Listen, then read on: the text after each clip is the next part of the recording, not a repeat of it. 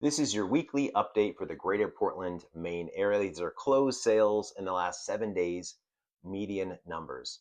So days on market was flat again, 7 days on market. The list to sale ratio still at 100%, and your median sold price came down just a little bit to $531,000. So overall, in the greater Portland market, very stable, leaning a little bit maybe towards a seller's market. Let's move on to the national benchmarks. Overall, still pretty weak from an economic and a real estate standpoint.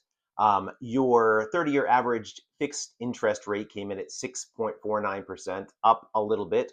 Your year-over-year appreciation of real estate at 0.7%, and of course, US inflation at 4.2%. So all those numbers not quite where we would like them to be. Let's talk about the spotlight this week. I wanted to talk about why it is important as a seller to really know your end buyer. A lot of times, sellers approach me. The first question they have, the thing that is important to them is, what is my house going to be worth? But the first question I need to ask is, well, who is the likely end buyer for your home? If you're selling a 1940 Cape in a little neighborhood in Westbrook and this one sold very similar to yours and you're listing, well, then probably this is the value of your home. But if your house has unique components that the buyer is going to value differently, we really need to know what those are, who is the end buyer, and how much value should we give those things. So this week specifically, I looked at a 5 unit in Biddeford and I looked at a 2 unit in South Portland.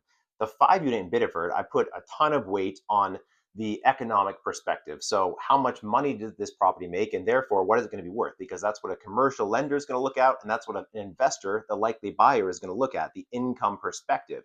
Meanwhile, for the South Portland 2 unit, the income wasn't phenomenal, and the value was above where the income would say it was. But that's because the likely end buyer is an owner occupier who's looking for a specific lifestyle in that area. So it's really important to know who is the end buyer. Some other examples from this past week, we looked at a tiny little house that had a big horse farm to it. We had a home that had water, like a sandy entry to the water on a beautiful lake. We had a home that had a commercial garage with a pretty standard size home. So all of these homes, the component that is dictating the buyer is a very specific thing, and the way that that buyer is likely valuing the home is a very specific thing. So when you're looking at the value of your home, are there components about it that are unique in the area? And what does that make your end buyer? And what value can you assign to those unique things? Don't give it too much, but make sure you give it enough value to know who you're targeting, how, and why. I hope this was helpful. Have a great week.